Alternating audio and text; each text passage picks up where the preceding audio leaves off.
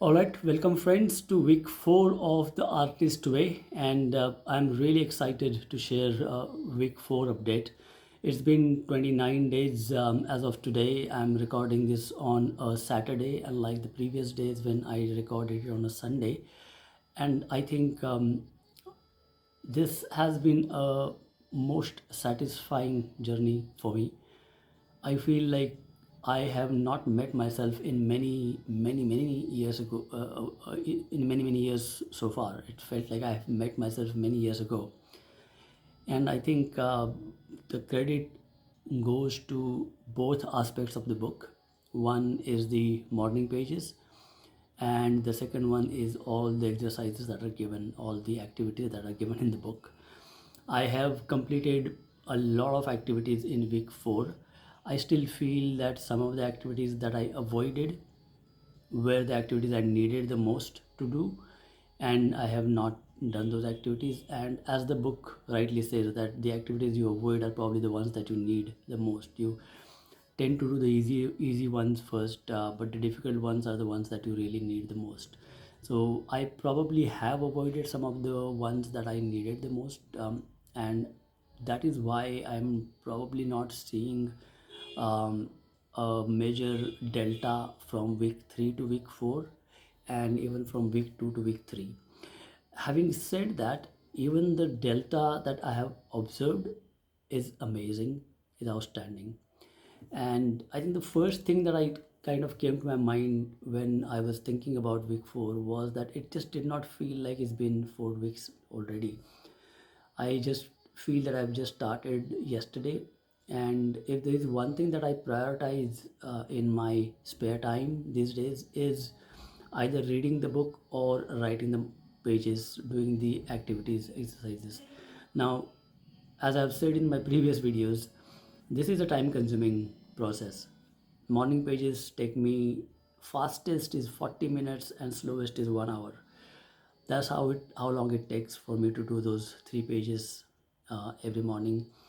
The activities require you to think a lot, but they are not time consuming. They do require you to have a bit of reflection about yourself, about who you think you are, and I think the biggest part of this journey has been that you're not what you think you are. You are not who you think you are.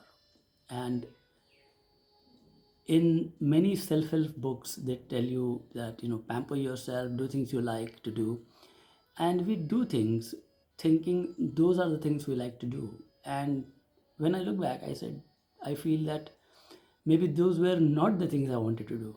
I just thought those are the things I wanted to do, and that's typically driven by social expectations, what your peers are doing, what your friends are doing, what you hear on social media, things like that. But when you do the activities in this book, and I'm intentionally avoiding giving away a lot of the activities on this video, because if you're watching this video, you ideally should be reading the book, and I don't want to spoil anything for you, but really, it is the activities that you do through this book expose you to knowing what really matters to you. And I think that is very important to do. And I feel that whatever exposure I have received for myself so far is very different. Like buying the red tractor that was my toy as a child. That is definitely not something that I would have done if I was just following some of the other books that say pamper yourself. And there are many other such examples. So I think that has been one of the biggest takeaways for me. And I've never struggled to fill up those 3 pages. That's the other part of these 4 weeks now. That that dialogue, I kind of look forward to that conversation. But I have also noticed that those pages are filled best in the morning. One, because there are no distractions, and secondly, your mind is fresh. As you go through the day, you get distracted and you're not able to focus. The quality of the pages suffers in the process. That's my experience so far. And I actually feel like I'm the new me now. I feel like I'm not the same person. And as the book says, it's like you will not know the change, because It's like people in the bus, they don't know that the bus is moving because the entire bus is moving together. But people outside the bus can see the bus moving. Similarly, you yourself may not realize the changes that are happening, but the changes are happening, and hopefully, people around you may be able to see those changes, may be able to understand that, right? I completed probably, I think, 70% of the exercises in week 4, and I'll mention a couple of them. One is time travel. When you go back to when you were 8 years old, describe what you enjoyed doing as an 8-year-old, and then write a letter to yourself, to your current age, from your 8-year-old self, um, giving advice, telling him or her what should be done, what should be your focus, and things like that. I did that exercise and I was quite surprised to see the list of things I enjoyed doing, and also the advice that typically came to me from my 8-year-old.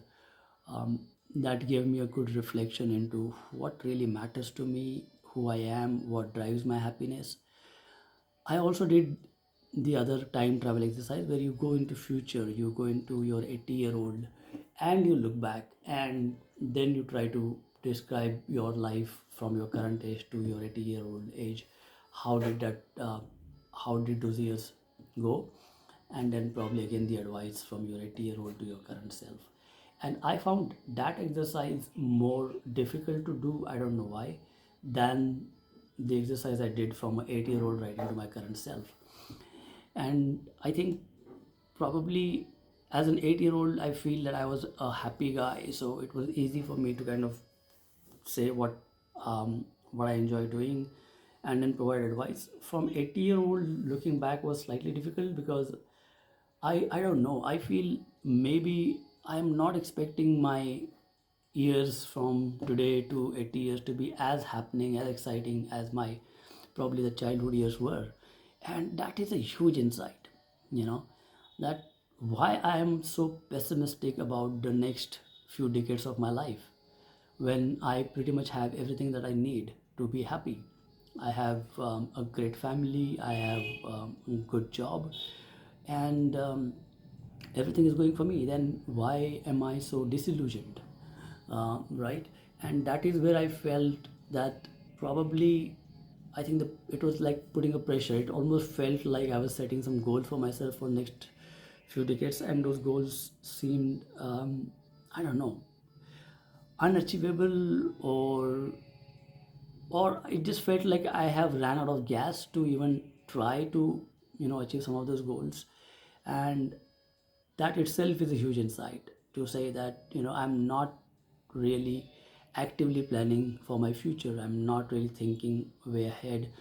I'm not thinking that maybe I have now limited time left, and I should be making the most of it. So at a time when I should actually be going, you know all cylinders in the engine firing, I'm currently like just okay to keep one engine running or one cylinder in the engine running, and okay, for as long as the car is moving, I'm fine. And I think that is probably an area that typically I'll have to work on, and that was, I think, was a great insight from that exercise. And I think the highlight of the week, according to the author, is the reading deprivation part.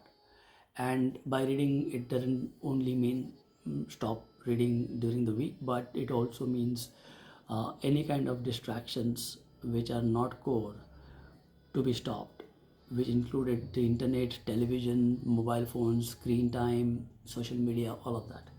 Now, that exercise wasn't that difficult for me, primarily because I anyway wasn't doing a lot of reading, because so much of my time was anyway going to reading the artist way book and doing the activities and writing the morning pages, that I pretty much stopped reading anything else since I started this artist way activities, the program. Now, social media and reading other things were difficult to stop, and I wouldn't say I abstained from those completely. I did not, but it was slightly difficult to follow that path. So essentially, one exception was all work related reading. I There was no way I could have stopped that. The other part that I stopped doing was all the internet browsing and reading stories, watching videos. I've tried to minimize that as much as possible. Only exception was while I was having my tea or my lunch. I just wanted a 10 minute of entertainment, so I continued to do that. In the weekends, I watched some television together with family, went out for a movie. I think those are the things that were exceptions to this, and all the minimal reading that was needed outside work, but on personal front, uh, trying to solve a problem. So I would Google something. So that was an exception that I made. Now, how did that help? I feel, as the author says, that you got to empty the well before you can start filling it, and this removing all the grease from the machinery before you can oil it again was important, and I think that definitely helped a lot. I actually felt that I needed that rest from excessive social media and excessive uh, online reading and all of that. And I'm not a huge consumer of social media anyway, but even taking that tiny bit away was a big thing for me. So I felt that was good. And while that was meant only for 1 week, I am going to be very conscious about what links I open, which WhatsApp messages I read, and how much of browsing I do just for the sake of knowledge seeking. And I am one person who just loves to seek knowledge, to seek information. So I keep reading, and all of us do that in the house anyway. But I feel it's not extensive. I don't think it's an addiction. I don't think it's at a stage when it is out of control. But just the fact that I have a full-time job, I have a few responsibilities at home, and I'm also spending on an average an hour on the activities and the morning pages every day. Plus, there is an hour and a half spent on the physical fitness work. So that it actually leaves me with very limited time to do anything else anyway. So I think that probably part uh, wasn't that exciting. I think the other activity that the book wanted me to do is to go back to the life pie and see if the dots that I had made there along the fitness part, the work part, the hobbies and activities part, those dots have they moved? And unfortunately, those dots have not moved for me, uh, or at least not that I have noticed them moving much. But if I was to do that life part again, now, it wouldn't look very different from what I drew it to be about a couple of weeks back. So I don't think that part has really changed. The other activity is to open your wardrobe and pick up a piece of cloth, or a piece of t-shirt or whatever, and throw it away, and which is of low self-esteem actually. I wouldn't have any problem with that because I'm slightly now tired of my wardrobe, and my view has been over the years that why waste and why create an environmental negative impact by constantly keeping on buying new clothes. But I'm now seeing at it slightly differently. The clothes we wear has a huge impact on how you feel about yourself. So while I'm not getting into fast fashion, I definitely want to look at it from a slightly different perspective. While my focus still remains on the environment and on the fact that I don't want to get into consumerism, and definitely not into fast fashion, I'll still need to bring a bit of a balance where I'm removing some of the really old clothes that provide low self-esteem. Some of the old clothes actually are good for my self-esteem, so I will definitely be keeping them, and some of those clothes are really old, but I will definitely be investing into a few new clothes, not a lot, maybe a pair or so, but anything that improves my self-esteem, makes me feel good about myself, about the fact that I've invested in myself, I'll definitely be looking at doing that. So that's a wrap for week four. I think fantastic journey. I highly recommend this book, and I wish I had probably one of those things where I feel I wish I had done this much sooner in life than when I'm doing here. So definitely very happy about it. I should definitely be doing this more. I think I will most likely continue with the morning pages. I can't wait to see what lies ahead in the remaining 8 weeks. I'm one third of the way now, and I feel, or rather, 25% of the way now. No, one third of the way now with this course, and I definitely look forward to doing this more often now going forward. That's my intention. That's what I hope to do. And uh, I I usually don't read the next week until I finish this week. This time I thought I'll start reading week five slightly before, because just that last time I ran out of time. But I'll probably still keep that discipline where I'm not reading 1 week ahead at all. I will read what's required for next 1 week, and then I'll let that week finish before I go on to the next one. Otherwise, it just creates a lot of confusion in my mind. So far so good. All the best, guys. If you have started your journey, please write in the comments if you think anything that I can help with. Happy to do that. This is an area that I feel passionate about, where people can improve their lives purely by looking inward and focusing on themselves.